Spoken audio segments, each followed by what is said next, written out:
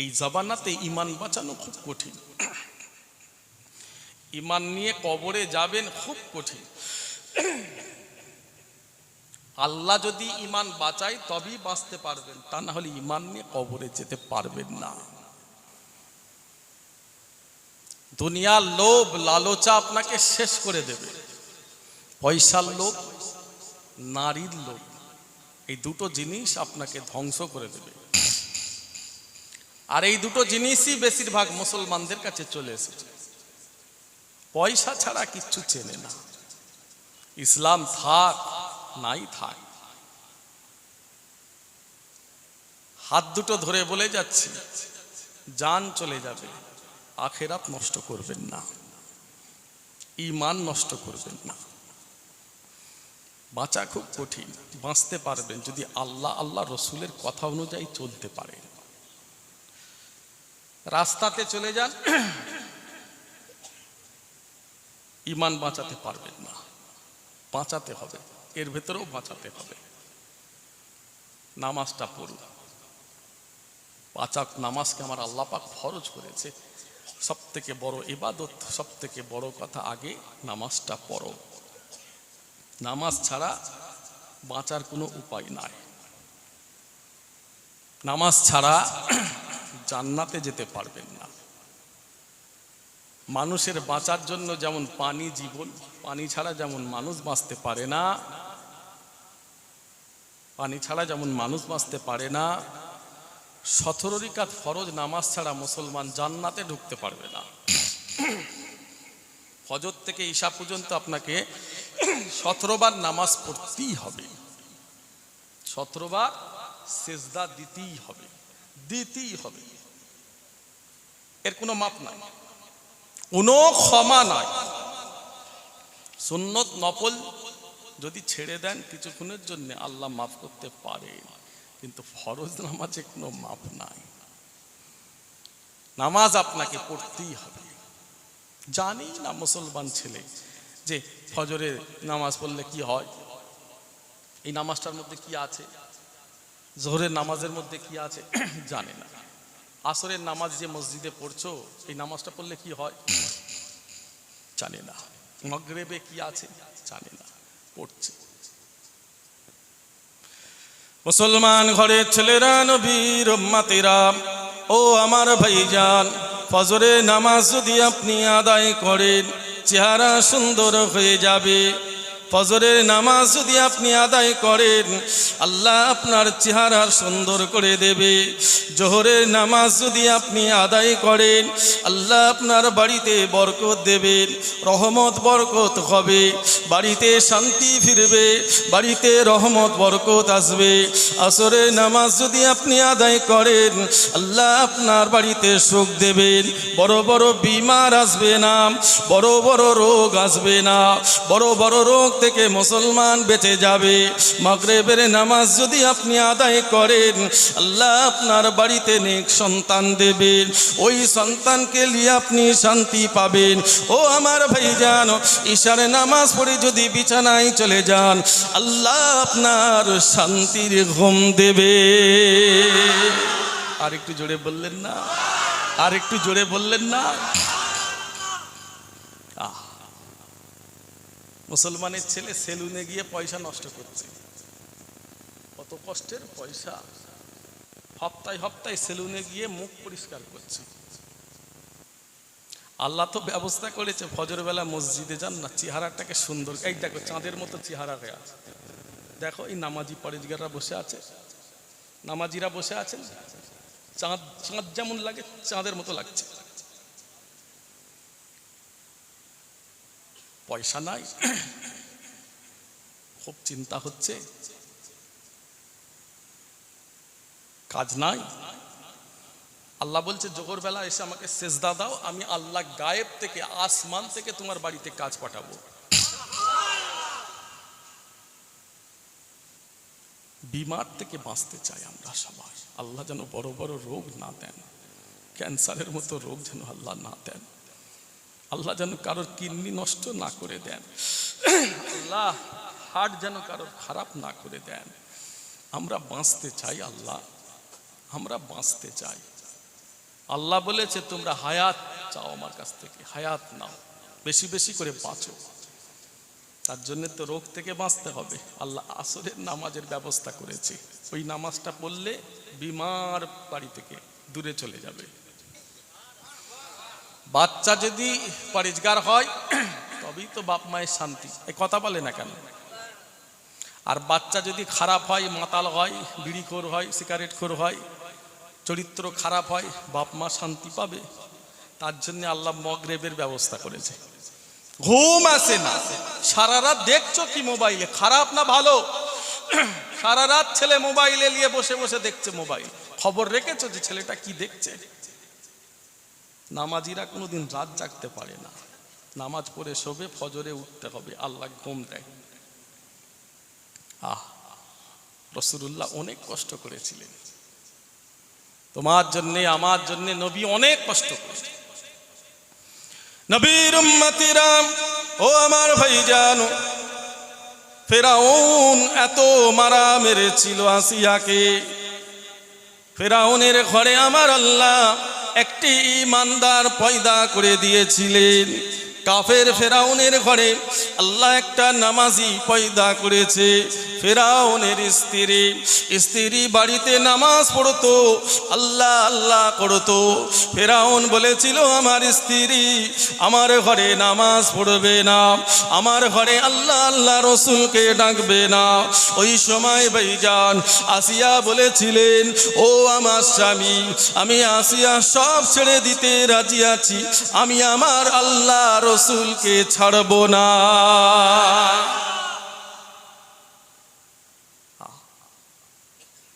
ফেরাউন নিজের স্ত্রীকে ছাড়েনি, এত কষ্ট দিত। ফেরাউন যখন পাওয়ারে ছিল, ক্ষমতায় ছিল,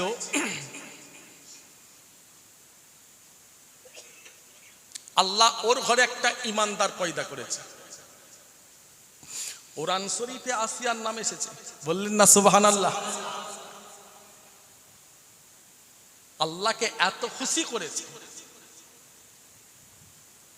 আসিয়ার ওসিলায় ফেরাউনের পাওয়ার চলে গেছে, ক্ষমতা চলে গেছে। আর আসিয়াকে দেখে দুনিয়ার মানুষ ইমানের কলেমা পড়ে মুসলমান হয়েছে। ফেরাউন সবসময় চাইতো আমি পাওয়ারে থাকবো। হাজার হাজার মানুষকে শহীদ করেছে, হাজার হাজার মানুষকে খুন করেছে। ফেরাউন কিন্তু পাওয়ার ধরে রাখতে পারেনি।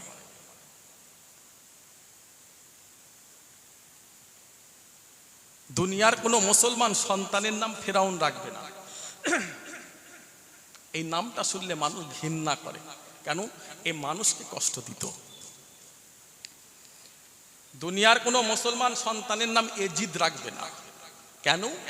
এই মানুষকে মারত, কষ্ট দিত, খুন করত।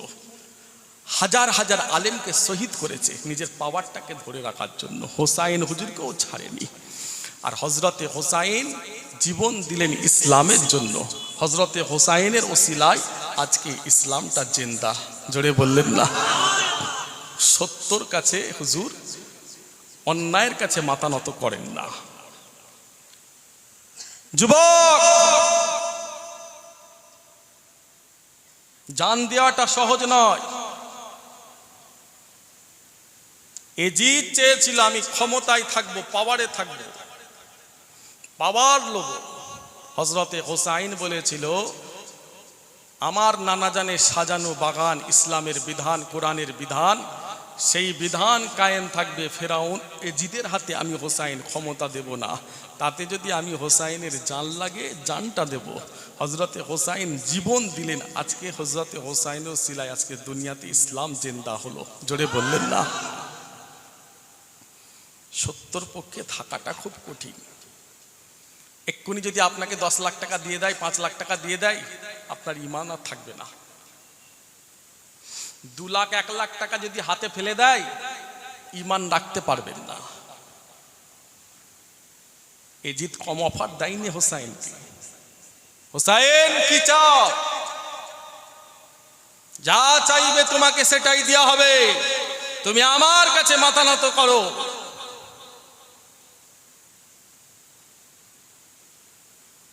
ও নবীর উম্মতিরা আম্মা জান আসিয়াকে ফিরাউন এত মারা মারতো, দুটো হাত পা বেঁধে দিয়ে ভাইজান আসিয়াকে মারতো, গরম ফুটন্ত পানি আসিয়ার মাথার উপরে ঢালতো। ও আসিয়া তুমি ইসলাম ছেড়ে দাও। আম্মা জান আসিয়া বলেছিলেন, ও আমার স্বামী গো, জান যদি নিতে হয় নিয়ে নাও, তথাপি আমি আসিয়া আমি আমার আল্লাহ রসুলকে ছাড়বো না। ও আমার ভাইজানেরা, আসরের নামাজের সময় এসে গেল।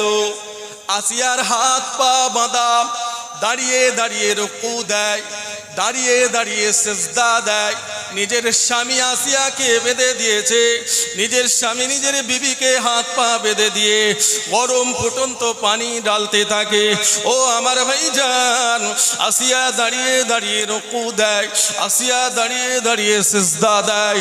ওই নামাজ আমার আল্লাহ দরবারে কবুল হয়ে গেল, ওই নামাজ আমার আল্লাহ পছন্দ করে নিলেন। ও আমার জিবরিল আমিন, আমার জান্নাতটা আসিয়ার সামনে হাজির করে দাও। এত জুলুমের মাঝখানেও আমার আসিয়া আমাকে ভুলে যাই না, এত জুলুমের মাঝখানেও আমি আর আসিয়া আমাকে সিজদা করেছে। আমার জান্নাতটা আসিয়ার সামনে হাজির করে দাও। আল্লাহর ফেরেশতা জান্নাত নিয়ে আসিয়ার সামনে হাজির করলেন ভাইজান। ওই সময় আসিয়া বলেছিলেন, ও জিবরিল আমিন, এই জান্নাতের ভিতরে আমার জন্য আল্লাহকে বলুন একটি ঘর দিতে। ওই ঘর থেকে আমি আসিয়া যেন আমি আমার আল্লাহর দিদার পাই।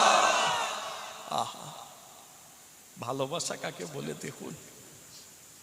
আর আমার বোনেরা মায়েরা এত ভালো স্বামী পেয়েছে, বাড়িতে নামাজ পড়ে না। আর কাফেরের ঘরে, ফেরাউনের ঘরে আসিয়া আল্লাহ জন্ম দিয়েছে, ঈমানদার করেছে। আসিয়া জানতো যে কোনো মুহূর্তে প্রাণ চলে যাবে, পিছন হাঁটেনি ইসলাম থেকে, পিছন হাঁটেনি। বাড়ির মা বোনেরা এত পরেজগার স্বামী পেয়েছে, নামাজ পড়ে। স্বামীদের তো বড় ইচ্ছা, কত কষ্ট করে কামাই করে, ভুল ছেলেদের একটু হয়। রাস্তায় থাকে, বাজারে থাকে, দোকানে থাকে, কারবারের জায়গায় থাকে, বাসে করে চলাফেরা করছে, 10 রকম মানুষের সঙ্গে উঠা বসা করছে, গায়ে গা ঠেকছে, পাকনা পাকের ব্যাপার আছে, একটু ভুল হয়ে যায়। রোজগারটা করে বাড়িতে নিয়ে আসছে, বড় আশা যে আমার স্ত্রীটা একটু যদি নামাজ পড়তো, পড়ে না।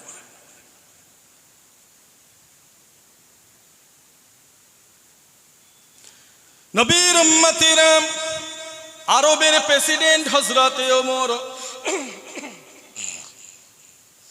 তখনকার জামানায় হযরতে ওমর আরবের প্রেসিডেন্ট ছিলেন ভাইজান। একটানা 12 বছর রাষ্ট্র চালিয়েছে। আর একটু জোরে বললেন না? রাষ্ট্রনেতা হযরতে ওমর, আরবের নেতা, আরবের প্রেসিডেন্ট, আরবের প্রধানমন্ত্রী হযরতে ওমর 12 বছর রাষ্ট্র চালিয়েছে। নিজে থেকে পদত্যাগ করলেন, ক্ষমতায় চলে গেলেন হযরতে ওসমান গনি। 10.5 বছর রাষ্ট্র চালালেন, পদত্যাগ করলেন। আহা, আপনাদের কষ্ট হচ্ছে না তো? শুনবেন না? কতজন শুনবেন না? হাত তোলেন তো। আই দেখো বাবা, কি হলো? আবুল মারহাবা, মারহাবা। রসুলের আশেক, রসুলের আশেক আপনারা। তাসির হয় রসুলের কথা বললে, ইসলামের কথা বললে, সত্য কথা বললে, হক কথা জবান থেকে বেরোলে, এগুলো শুনলে তাসির হয়। আলহামদুলিল্লাহ বললেন না? জান শান্তি লাগে সত্য কথা শুনলে, নবীর কথা, ইসলামের কথা শুনলে জান শান্তি লাগে। জানবেন আল্লাহ খুশি। কতজন শুনবেন? হাত তোলা যাবে। ঝেড়ে তকবীর দাও, না রে তকবীর। গায়ে যেন জোর। আর একটু জোরে তকবীর, না রে তকবীর। আলহামদুলিল্লাহ, হাত লাগান। বেশিক্ষণ কষ্ট দেব না আমি। হ্যাঁ, বর্তমানে আরবের সম্মান বেশি না কম? দুনিয়ার মধ্যে সবথেকে দামি দেশ ইসলামের দেশ। কাদের দেশ? ইসলামের দেশ। পৃথিবীর মধ্যে সব থেকে ভিআইপি দেশ, দামি দেশ, পয়সাওয়ালা দেশ মুসলমানদের, কাতার, দোহা, আবুধাবি, শারজা, আরব আমিরশাহী, দুবাই। গেছো কোনোদিন? গেছো কোনোদিন? এই দেশগুলো কি দেশ জানেন? যারা গেছে জিজ্ঞাসা করবেন। আমরা গেলে ওখানে আমাদের এখানে ফকির মনে হয়, আল্লাহ ওদের বাদশা করেছে। আমি মুসলমান, তুমি মুসলমান, ওই জায়গায় গেলে চিনতে পারবে যে আল্লাহ নবীর গোলামদের কি ইজ্জতটা দিয়েছে। চোখে দেখলে বুঝতে পারবে। এই সব দেশেতে আমার নবীর কায়েম করা কোরআনের বিধান চলে, ইসলামের বিধান চলে। কারণ আমার নবী দুনিয়ার মধ্যে সব থেকে দামি প্রেসিডেন্ট। আর একটু জোরে বলো না, রাসূলুল্লাহর মতো প্রেসিডেন্ট দুনিয়ায় ছিল না, কিয়ামত পর্যন্ত হবে না। কেউ কেউ বলে কি জানেন, হুজুররা রাজনৈতিক করবে কেন? হুজুররাই রাজনৈতিক করবে, আলেমরা রাজনৈতিক করবে, হাফেজ কারীরা রাজনৈতিক করবে। এই বাংলায় দাদা হুজুরের আওলাদদের ছাড়া কানো কাফেরের কথা চলবে না। মুজাদ্দিদে জামানের আওলাদ আলেমদের কথা চলবে। জোরে বলো। রাসূলুল্লাহর মতো প্রেসিডেন্ট পৃথিবীতে ছিল না। সারা ইসলামের দেশগুলো সোনা করে দিয়েছে আল্লাহ।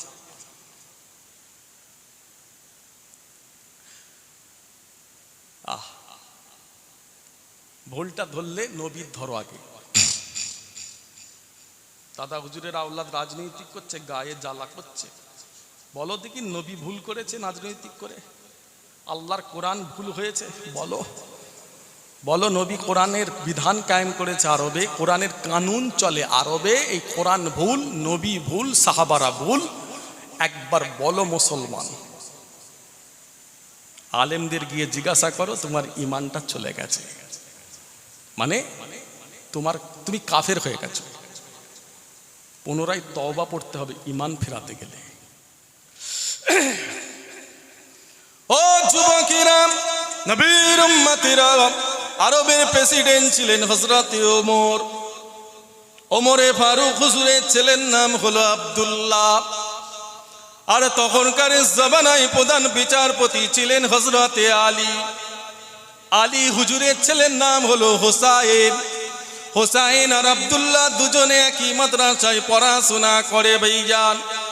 হযরতে হোসাইন নিজের কলমটা জমিনে ফেলে দেয়, আব্দুল্লাহকে বলে তোলো। আব্দুল্লাহ তুলে দেয়। আবার হোসাইন কলম জমিনে ফেলে দেয়, আব্দুল্লাহকে বলে তুলে দাও। আবার আব্দুল্লাহ তুলে দেয়। এইভাবে বারবার হোসাইন হুজুর কলম জমিনে ফেলে, আব্দুল্লাহ তুলতে থাকে। ওই সময় আব্দুল্লাহ বলেছিলেন, হোসাইন আমি কি তোমার খাদেম? তুমি বারবার কলম জমিনে ফেলো, আমাকে বলো তুলতে, আমি কি তোমার খাদেম? ওই সময় হযরতে হোসাইন বললেন, আব্দুল্লাহ তুমিও আমাদের খাদেম, তোমার আব্বাও আমাদের খাদেম। কত বড় কথা! প্রেসিডেন্ট হযরতে ওমর আর হোসাইন বলছে তোমার আব্বাও খাদেম, তুমিও আমাদের খাদেম।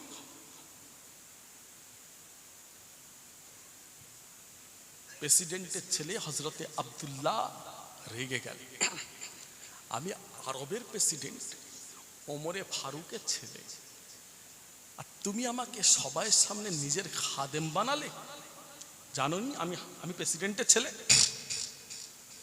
প্রেসিডেন্টটা হলো কার শিলায়? বললেন না? বললেন না? কথা বলবেন না? ওমরে ফারুক প্রেসিডেন্টটা হলেন কার শিলায়? বিশ্ব নবীর ওসিলায়। জোরে বললেন না? আর একটু জোরে হলো না?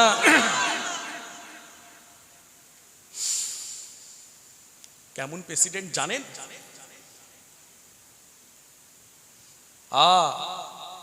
খবর লাও, ইসলামের দেশে চোর নাই, চুরি করলেই হাত কাটা যাবে। খবর লান। নারীদের দিকে তাকানো তো দূরের কথা, নারী ছায়া মারাবে না ইসলামের দেশে। কেন? কোরআনের কানুন, কোরআনের কানুন চলে। নারীদের সঙ্গে রিলেশন করলেই তাকে পাথর মেরে খতম করে দেওয়া হয় ইসলামের দেশ। আমাদের দেশে দিনের বেলা মার্কেটিং, অফিস আদালত, ইসলামের দেশে রাতের বেলা কোনো টেনশন নাই। ছেলে মেয়ে এক জায়গায় ঘুরে বেড়াচ্ছে, যে যেখানে খুশি যাচ্ছে, কোনো টেনশন নাই। কেন? ইসলামের দেশ। জোরে বললেন না? আইডি জোরে হলো না?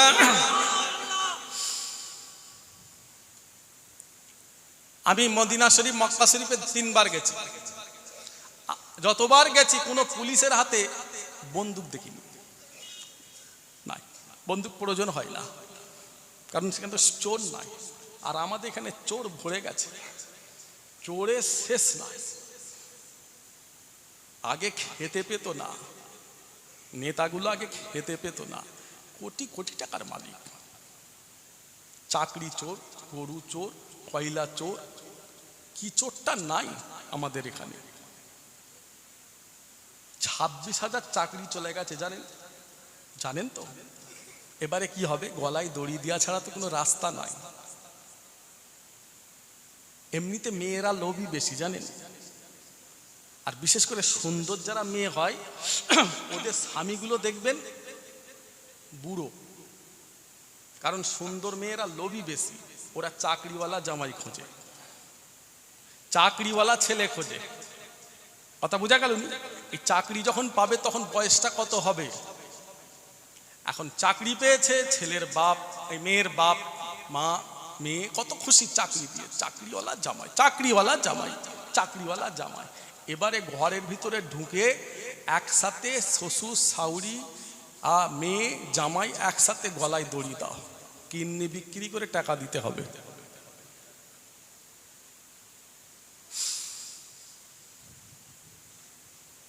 মুসলমানটাকে পুরো শেষ করে দিয়েছে, মুসলমানটাকে পুরো শেষ করে দিয়েছে। নবীর উম্মতেরা, ও আমার ভাইজান, হযরতে আব্দুল্লাহ বাড়িতে চলে গেলেন। ও আমার আব্বা, কাল থেকে আমি আর মাদ্রাসায় যাব না। কি হয়েছে? আমাকে হোসাইন খাদেম বলেছে, তোমাকেও খাদেম বলেছে। আমার গরম পানি আছে। যতক্ষণ পর্যন্ত আমি হোসাইনের বিচার না করব আর মাদ্রাসায় যাব না। আমার দিকে তাকান।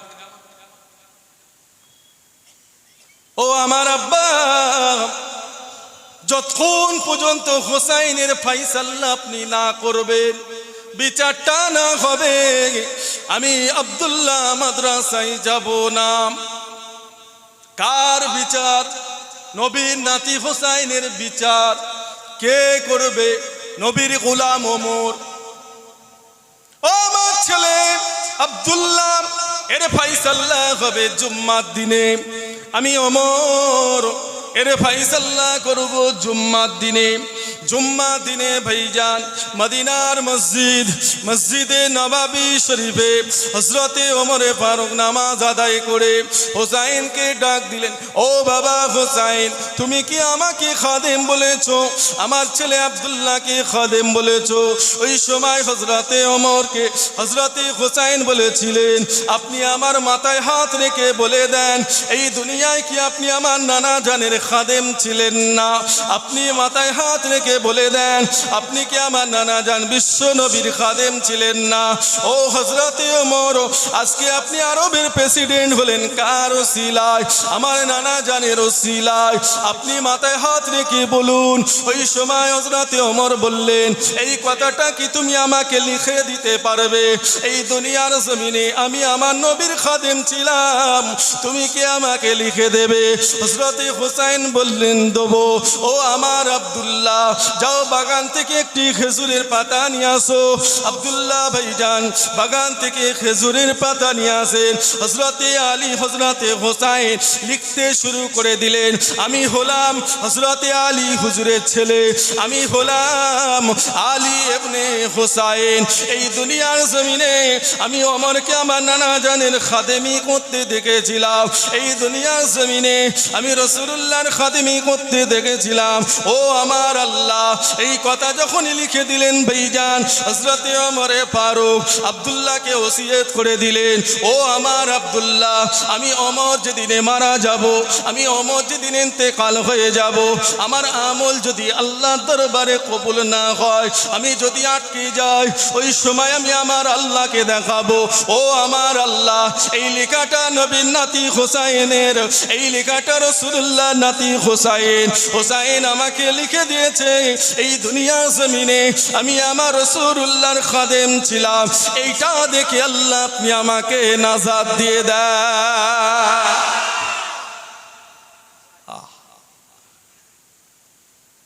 ভাবছেন কত বড় কথা, কত বড় চিন্তা, কত বিচক্ষণ মানুষ লিখিত করে দিলে।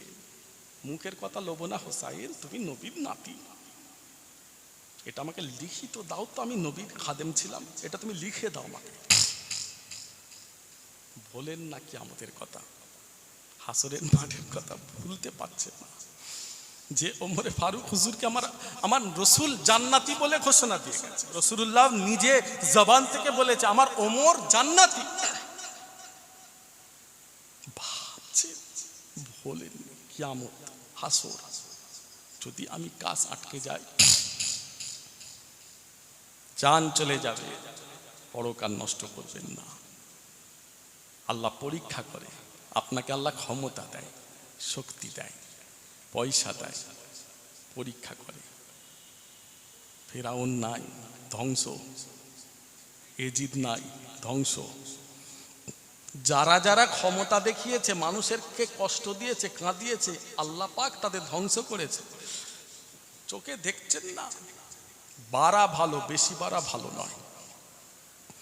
আপনার সবাই আমার দাদা হুজুরের ছেলে, আমারও একটা ইমানি দায়িত্ব আছে,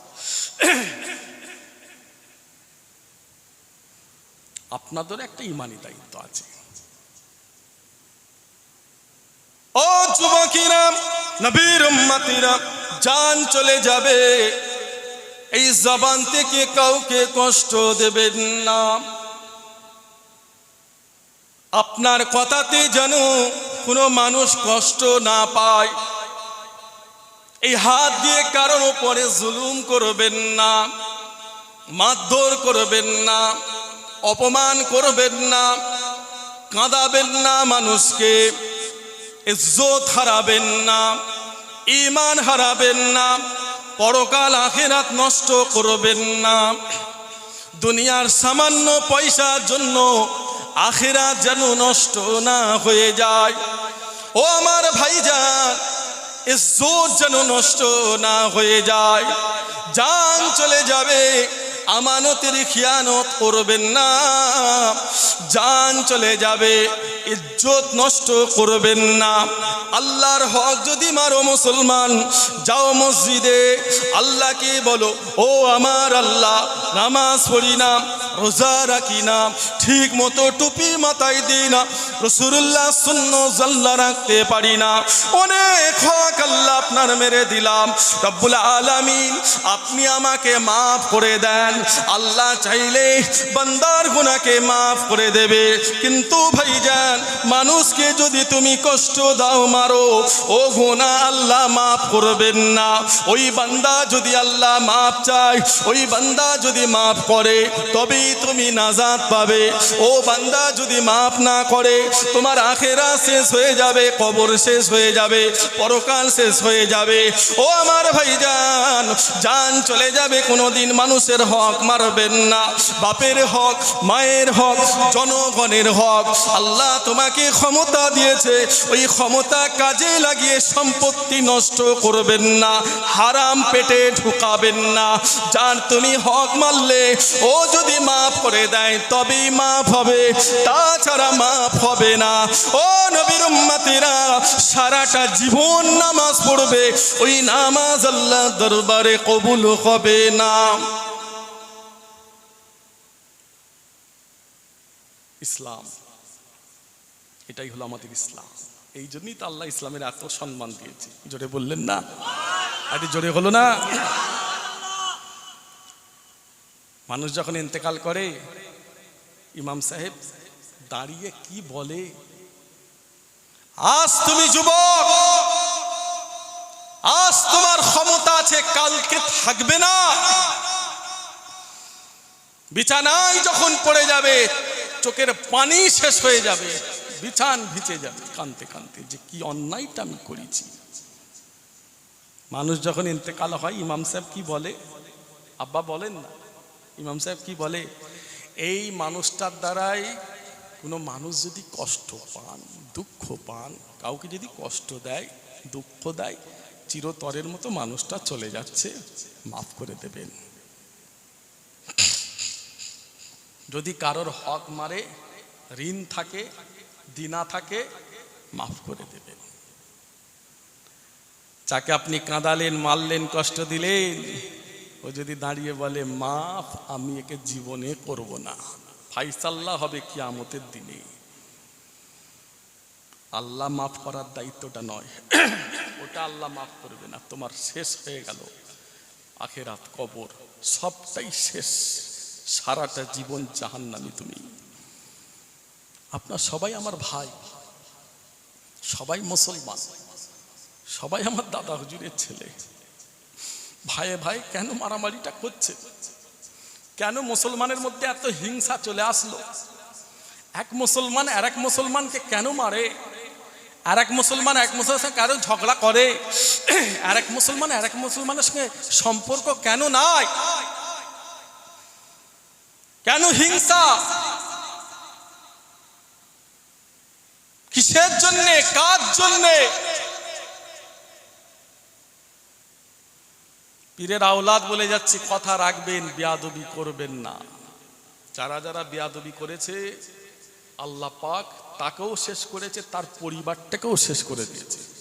আমরা হক কথা বলি, সত্য কথা বলি, মানুষের জন্য কথা বলি, অন্যায়ের প্রতিবাদ করি, এটা আমার ইমানি দায়িত্ব। এই শিক্ষাটা আমি হোসাইন হুজুরের কাছ থেকে পেয়েছি, এই শিক্ষা আমি মুজাদ্দিদুজ জামান দাদা হুজুরের কাছ থেকে পেয়েছি, এই শিক্ষা আমরা রাসূলুল্লাহ থেকে পেয়েছি।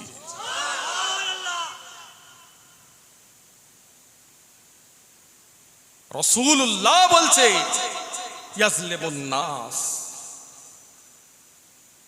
কোন মানুষের দ্বারাই কোনো মানুষ যদি কষ্ট পায়, আল্লাহ পাক ওই মানুষটার উপরে মামলা দেবে কিয়ামতের দিনে। আমার ভাইয়েরা কাঁদবে, আমার ভাইয়েরা মরবে, মানুষ কাঁদবে, মানুষ মরবে, আপনি চুপ করে থাকতে পারবেন না। আপনারও ইমানি দায়িত্ব আছে। সারাটা জীবন জেলে কাটিয়ে দিল আল্লামা সাইদি, দেলওয়ার হোসেন সাইদি সাহেব সারাটা জীবন জেলে কাটিয়ে দিল খুশি মনে। আলেমরা মৃত্যুর ভয় পায় না, বললেন না সুবহানাল্লাহ? আলেমরা জবান থেকে সত্য কথা, হক কথা বলে, মানুষের জন্য কথা বলে, মরণের ভয় আলেমদের নাই।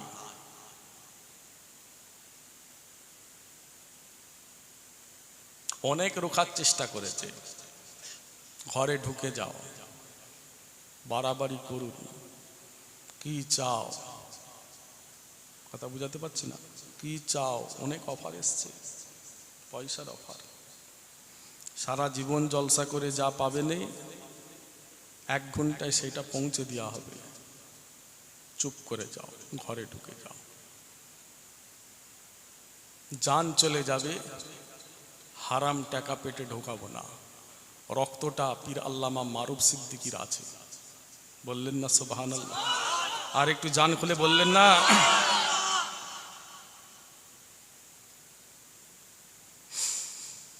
পরকাল নষ্ট করব না, আখিরাত নষ্ট করব না।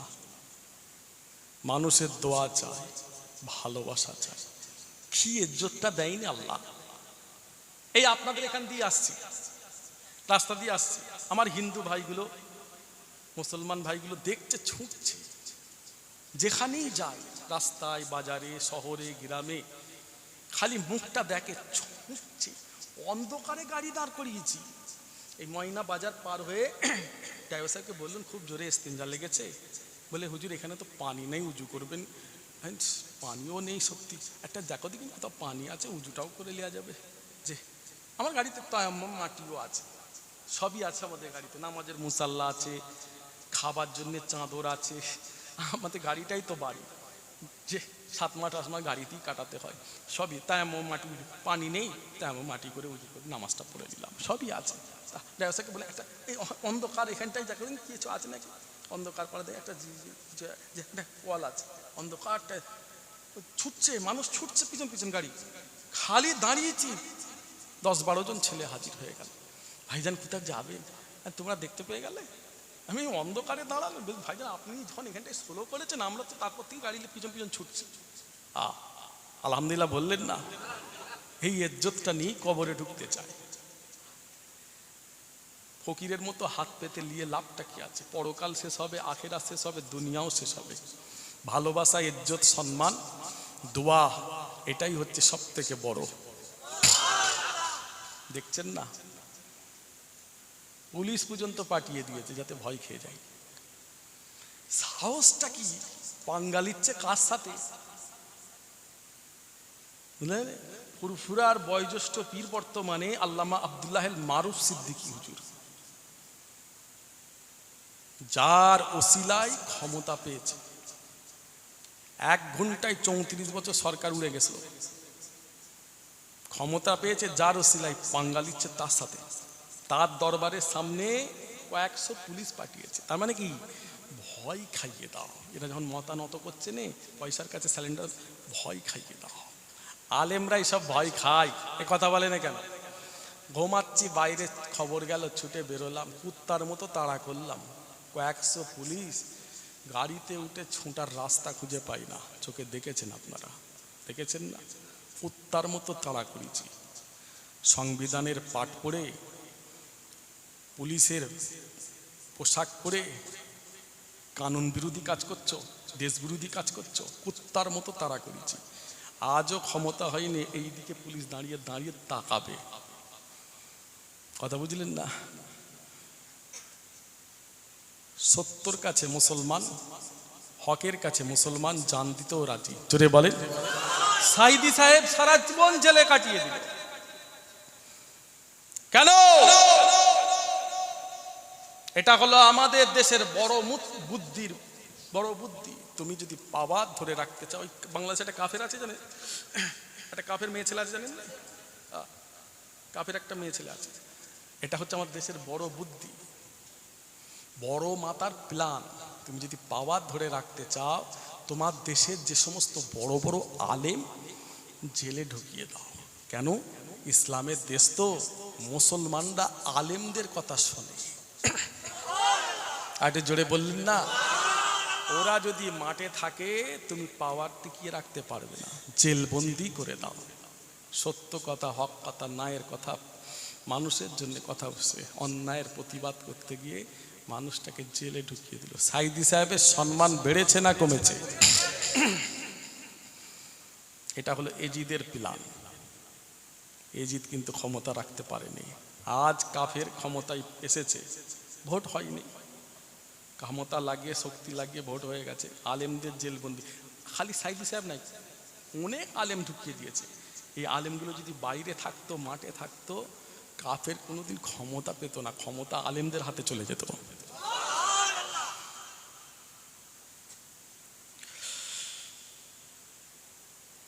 মুসলমান ঘরে ছেলেরা, নবীর উম্মতেরা, জান চলে যাবে, মানুষকে কষ্ট দেবেন না, কোনো মানুষের হক মারবেন না, পরকাল নষ্ট করবেন না।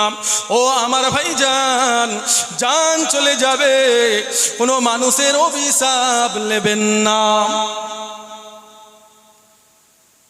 বলে কানিংয়ে ঢুকতে দেবো না, বাসন্তীতে ঢুকতে দেবো না, সরবেরিয়ায় ঢুকতে দেবো না, ধামাখালিতে ঢুকতে দেবো না, সন্দেশখালিতে ঢুকতে দেবো না, রাজবাড়িতে ঢুকতে দেবো না। ওখানকার একটা মাস্তান, ছেলেরা সব দাওয়াত করেছে বিভিন্ন জায়গায়, খালি শুনছে। 6টা ভাইজানকে ঢুকতে দেবো না, 6টা হুজুরকে এই সমস্ত এলাকায় আসতে দেবো না। জলসা দেবে, ছেলেরা দাওয়াত করে গেছে, আর প্রচার হচ্ছে, ওদের চাপ দিচ্ছে, না জলসা বন্ধ করবো না, নবীর সালের স্বভাব, তাই হাত দিচ্ছে, জলসা বন্ধ করবো না। এখন জলসা হবে, পাঠিয়ে দিয়েছে, যা স্টেজটা ভেঙে দিয়ে যা, মাইক খুলে ফেলে দে, মাইক ব্যানকে ফাটিয়ে দে মেরে। ছেলেগুলো ফোন করছে, কাঁদছে, হাউ হাউ করে কাঁদছে, ভাই যান মাস্তান কিছু এসে জলসাগুলো সব বন্ধ করে দিয়ে চলে গেল। নবীর সালে সব বন্ধ করে দিয়েছে।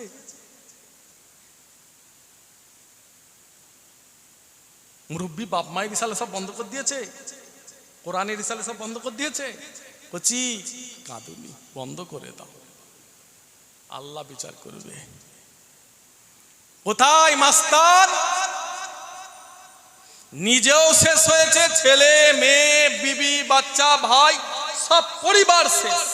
জেন্ত ফিরবে না মরে ফিরবে আল্লাহ ছাড়া কেউ জানে না। নষ্ট করবেন না আমার ভাই, আপনারা অভিশাপ নেবেন না, মানুষকে কষ্ট দেবেন না। আল্লাহ আল্লাহ রসুলের সঙ্গে, আল্লাহ আল্লাহ রসুলের দুশ্মনী করবেন না, ইসলামের ক্ষতি করবেন না, ইসালে সাহাবের ক্ষতি করবেন না, মানুষের ক্ষতি করবেন না। মানুষের অভিশাপ, মানুষের বদদোয়া বিরাট কঠিন। মানুষের চোখের পানি আমার আল্লাহ মুছে দেয়। আরেক জোরে হলো না? ভাঙরের একটা নেতা, ভাঙরের একটা মাস্তান, আমাদের কয়েকটা ছেলে জেল থেকে বেরিয়েছে, বলছে আমার শরীর ভালো নয়, ভেতরের কন্ডিশন ভালো না, বলে হুজুর সব সময় দাঁড়িয়ে আছে, 24টা ঘন্টা দাঁড়িয়ে আছে ওষুধের জন্য। ওষুধ, ভেতরের কন্ডিশন ভালো নয়, ওষুধের জন্য লাইন দিয়ে দাঁড়িয়ে আছে, কখন ডাক্তার দেবে, কখন ওষুধ আসবে, দাঁড়িয়ে চলতেও পারে না, উঠতেও পারে না, বসতেও পারে না, সব সময় দাঁড়িয়ে আছে। হাত দুটো ধরে বলেছে, 6 ভাইজানের কাছে গিয়ে আমার জন্য মাপটা চেয়ে নিও। আমি অনেক কটূক্তি করেছিলাম ভাইজানদের দিয়ে, দাদা পীরের আওলাদদের দিয়ে আমি অনেক কিছু খারাপ ভালো কটূক্তি করেছি, আমাকে যেন ভাইজানরা মাপ করে দেয়। আমি মরবো কি বাঁচবো জানি না, বেয়াদবি করতে যাবেন না চোখের সামনে। আরো অনেক কিছু বাকি আছে, যা বলার আল্লাহকে বলে দিয়েছে। দাদা হুজুরের বেইজ্জতি, আওলাদদের বেইজ্জতি, আলেমদের বেইজ্জতি আল্লাহ বরদাস্ত করবে না। খালি দেখতে থাকেন, সবর করেন, সময়ের অপেক্ষা করেন। আল্লাহ একটা করে ফাইসাল্লা করবে, একটা করে আল্লাহ একটা করে ধ্বংস করে দেবে সব। জোরে বলেন, সবাই জোরে বলো। আমার ভাইজান যতদিন বেঁচে থাকবেন, আল্লাহ বুদ্ধি দিয়েছে, শিক্ষা দিয়েছে, জ্ঞান দিয়েছে, এই শিক্ষা বুদ্ধি কাজে লাগিয়ে চলবেন। আপনারও ইমানি দায়িত্ব কিছু আছে। এখানে আমাদের কেউ নাই, এখানে আমাদের কেউ নাই। বাবরি মসজিদ চলে গেছে, মাথায় আছে তো? ফিলিস্তাইনের মসজিদুল আকসা 60,000 মুসলমান জান দিয়েছে, আপনি কি করলেন? ওদেরও ঘর আছে, বাড়ি আছে, সম্পত্তি আছে, জায়গা আছে, ব্যবসা আছে, বিল্ডিং। ওদের দেখলে মাথা কাজ করবে না, ওদেরও বাচ্চা বিবি সন্তান সবই আছে, পরোয়া করেনি। মসজিদুল আকসাকে বাঁচানোর জন্য 60,000 মুসলমান শহীদ হয়ে গেছে। জোরে বললেন না?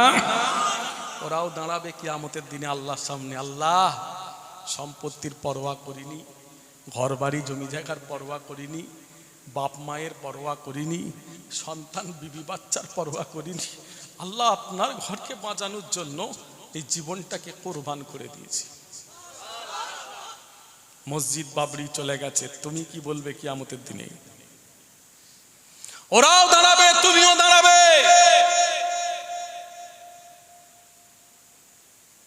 আল্লাহ শিক্ষা দিয়েছে, জ্ঞান দিয়েছে, বুদ্ধি দিয়েছে, এই শিক্ষাটাকে কাজে লাগান। মসজিদ আমাদের গেছে, আমাদের যে দুঃখ কষ্ট দরদ অন্য জাতির হবে না।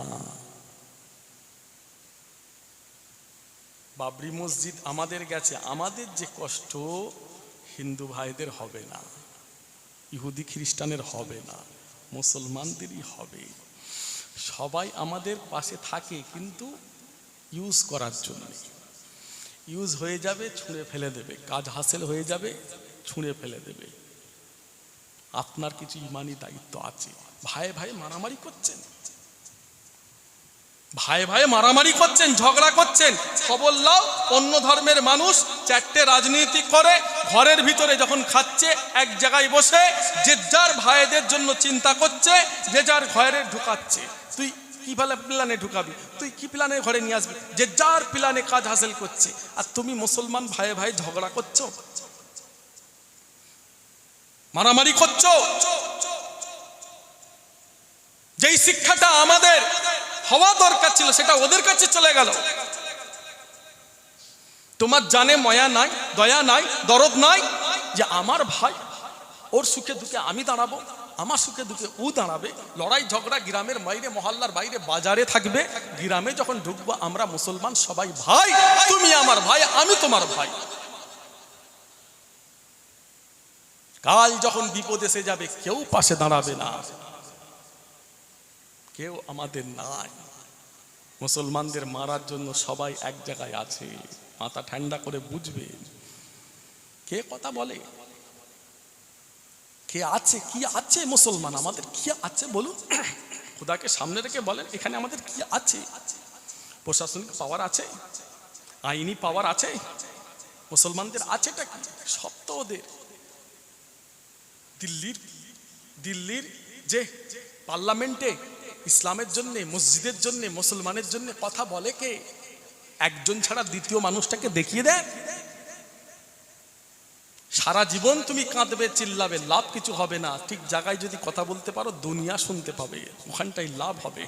দিল্লির পার্লামেন্টে দাঁড়িয়ে যদি মুসলমান জন্য কেউ কথা বলে, ইসলামের জন্য, মসজিদের জন্য, যে ওইখানটাই কাজ হবে। একজন ছাড়া দ্বিতীয় দেখিয়ে দেন আমাকে।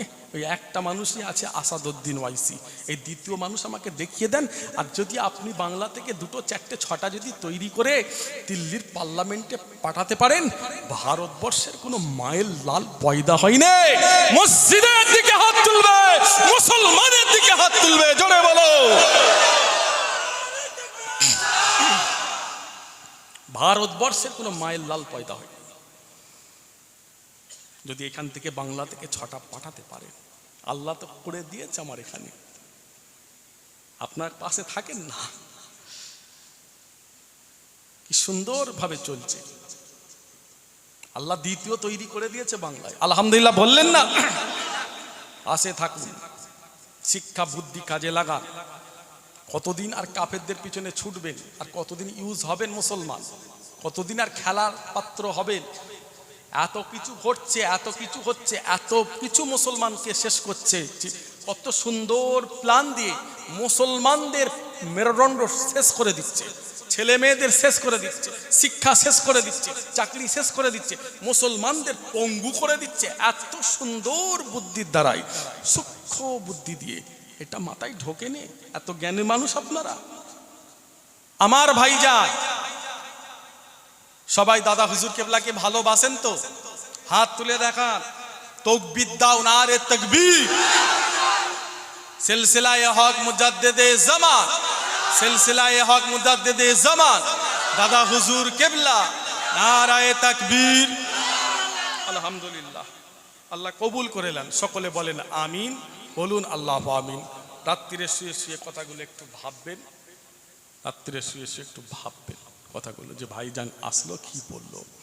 আমাদের সকলের ভাই, সকলের প্রিয় হযরত পীরজাদা আলহাজ আব্বাস সিদ্দিকী ভাইজান, আমরা খুব ভালোবাসি, ভাইয়ের পাশে সবসময় থাকি। আপনারাও থাকবেন সুখে দুঃখে, বিপদে আপদে। আপনারা তো আমার দাদা হুজুরের ছেলে, সবসময় পাশে থাকেন। দোয়া চাইবেন, আল্লাহ যেন আমাদের সর্বদিক থেকে ক্ষমতা দান করেন। সকলে বলেন আমিন। আমার দাদা হুজুরের এই ছেলেরা যারা এত মেহনত করছে, এত খাটছে, এত বেজ্জতি হচ্ছে, আল্লাহ যেন এদের নবীর সাহাবাদের মতো ঈমান দান করে দেয়। আল্লাহ যেন এদের মুখে হাসি ফুটায়। সকলে বলেন আমিন, বলুন আল্লাহ আমিন। খেদমত থেকে বিদায়, আসুন সবাই একবার রাসূলুল্লাহর নামে সালাম দিয়ে দিই। সকলে উঠে দাঁড়িয়ে, ইয়া নবী সালাম আলাইকা, ইয়া রাসূল সালাম ইয়া হাবিব সালাম আলাইকা। মাশাআল্লাহ, নবীর নামে সালাম দেব। শুকরিয়া আল্লাহর কাছে কোটি কোটি। আল্লাহ পাক আমাদের বিশ্ব নবীর উম্মত করেছে। আমরা হলাম হাবিবুল্লাহর উম্মত, আমরা হলাম রাসূলুল্লাহর উম্মত। কোটি কোটি কোটি কোটি কোটি কোটি শুকরিয়া, আলহামদুলিল্লাহ বলে। আসুন দয়ার নবীর উম্মত সবাই শুকরিয়া আদায় করব, খুশিতে সম্মান দিয়ে রাসূলুল্লাহকে একবার সালাম দেব, ভালোবাসা পিয়ার দিয়ে জান উজাড় করে সবাই একসাথে। ইয়া নবী সালাম আলাইকা, ইয়া রাসূল সালাম।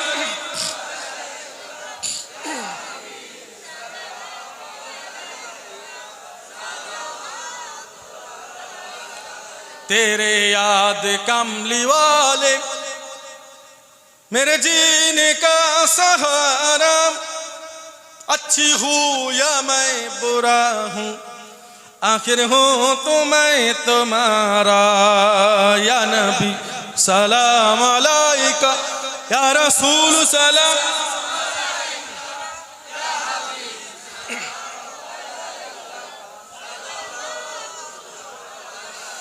मेरे आका कमली वाले मेरे दिल में रहने वाले, मेरे आका कमली वाले मेरे दिल में रहने वाले, मेरे दिल से अब न जाना हे मदीने रहने वाले।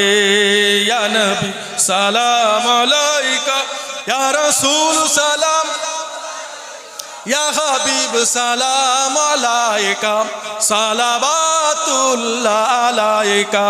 या नबी सलाम अलैका।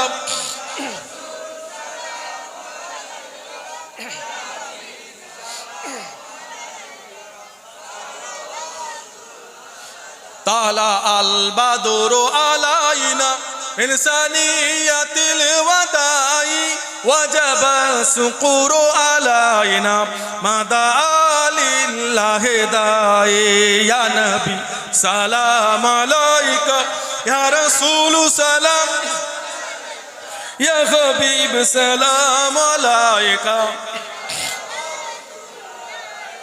নবীজির আব্বা আব্দুল্লাহ, নবীজির আম্মা আমেনা, নবীজির দুদুমা হালিমা, নবীজির রওজা মদিনা।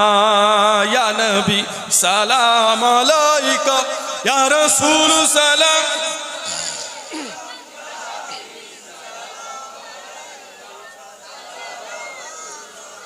তায়েফের দুষ্ট ছেলেরা নবীকে পাগল বলিয়া মারিল পাথর ছুঁড়িয়া, উঠিল আরশ কাঁপিয়া।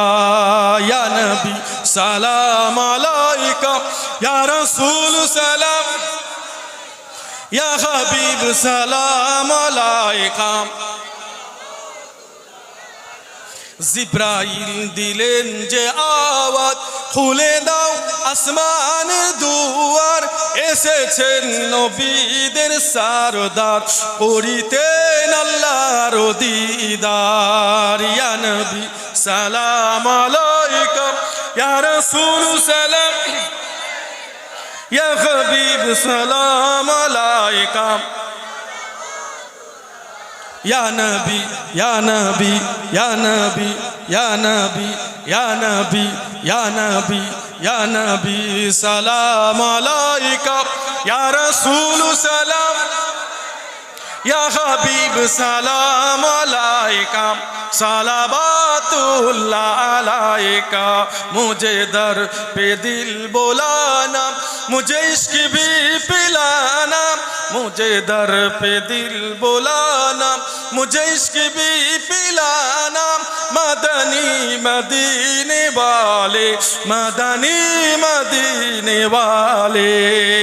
या नबी सलाम अलैका, या रसूल सलाम, या हबीब सलाम अलैका, सलावतुल्लाह अलैका।